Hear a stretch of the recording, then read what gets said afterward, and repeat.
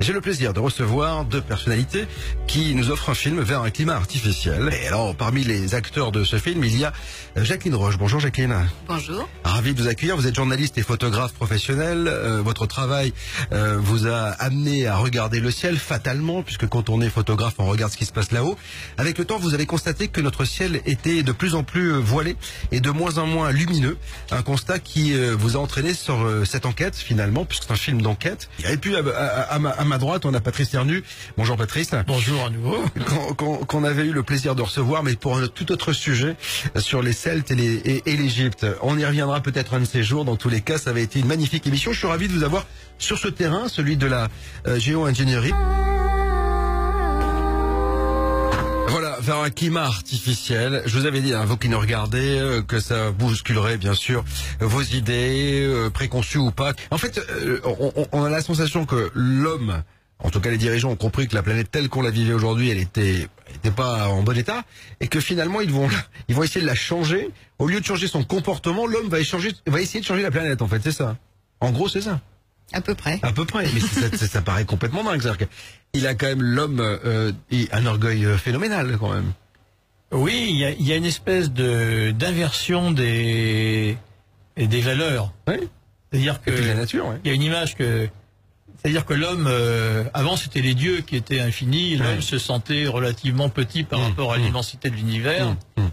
Et depuis que la Terre est finie, depuis qu'au fond les premiers Spoutniks ont fait le tour de la Terre, il y a une espèce d'inversion. On s'est rendu compte qu'au fond l'univers n'était peut-être pas aussi infini qu'on le croyait, qu'il y avait peut-être d'autres humanités existant par ailleurs. Et l'homme s'est mis à se rêver comme une espèce de démiurge. Et il veut devenir Dieu. Oui, c'est ça. De toute façon, il pense déjà qu'il est le centre du monde de l'univers. Il pense déjà qu'il est le centre du monde de l'univers.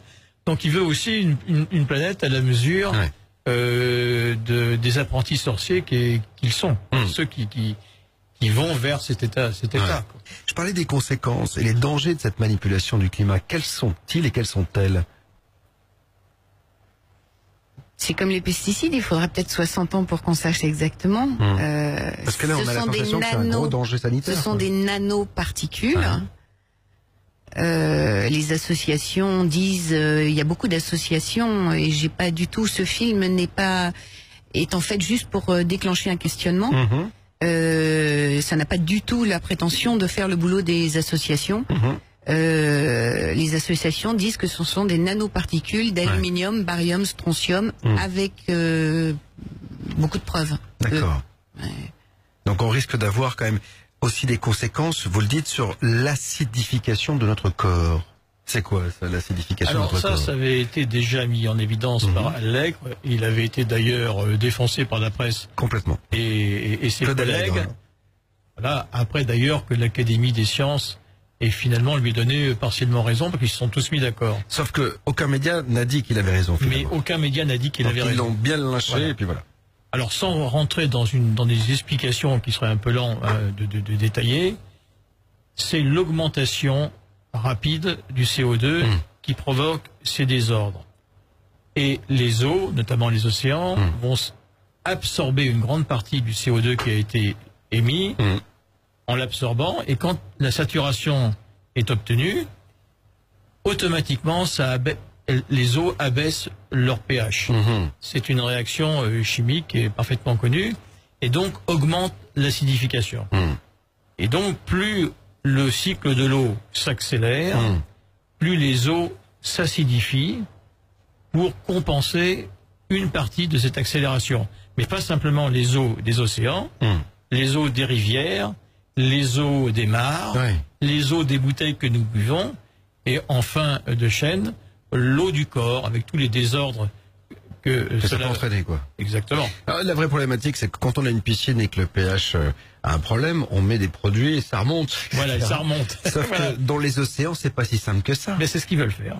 Ils veulent mettre des produits dans les océans. Ils veulent déverser, par exemple, des tonnes et des tonnes, des milliards de tonnes de chaux dans les océans pour compenser cette acidification qui est maintenant mesurée. Et ce qu'on appelle le retour progressif vers le précambrien, c'est-à-dire ce qui se manifeste dans les océans par le fait que les mammifères, les organismes supérieurs vont disparaître, au profit des mollusques. Ça explique les algues vertes, ça explique le développement des méduses, c'est-à-dire qu'on retourne vers des formes plus primitives de vie qui sont plus aptes à supporter cette acidification. Alors, ces projets sont déments. Vous imaginez, toute la flotte maritime existant sur Terre ne suffirait pas à déverser la poudre qu'il faudrait pour compenser cette évolution. Vous imaginez. Donc on est dans 10 000 mètres de profondeur, etc. Il en faut des tonnes et des tonnes et des tonnes et des tonnes, quoi. Et puis il faudrait dissoudre des roches et des montagnes pour la fabriquer, etc., etc. On est dans une forme de démence. Il y a une folie totale. Une folie totale.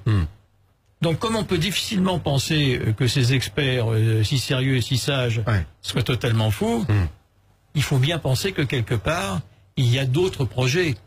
Et ces autres projets, et c'est ceux que Jacqueline notamment montre en feuilletant ces rapports successifs de la CIA, qui sont pas des rapports récents, mais qui ont commencé à être écrits, je ne sais pas, il y a une trentaine d'années. C'est les années 60, 70, je crois que c'est ça, les premiers. C'est ça, Voilà, donc c'est très ancien. C'est quelque chose qui vient de très loin. La CIA est toujours derrière tout, en fait, on s'aperçoit que les Américains... Ne tombons pas dans le complotisme, sinon plus personne ne va vouloir nous écouter. Non, mais ils sont souvent là. À chaque fois, il y a à un côté, il y a la CIA au loin, mais les Américains ont toujours été très présents sur ces sujets-là. C'est l'industrie qui est derrière. Et voilà, parce qu'en fait, pas la CIA. Il y a une telle industrie. On parlait de Monsanto tout à l'heure.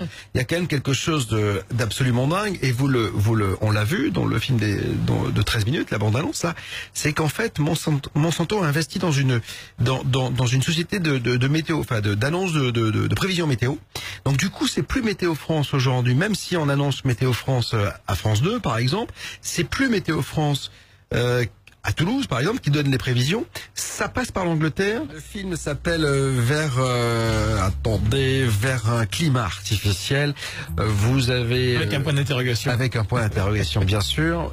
Ça veut dire qu'il y a peut-être de l'espoir, quand même, ce point d'interrogation. Il faut toujours qu'il y en ait pour être entendu.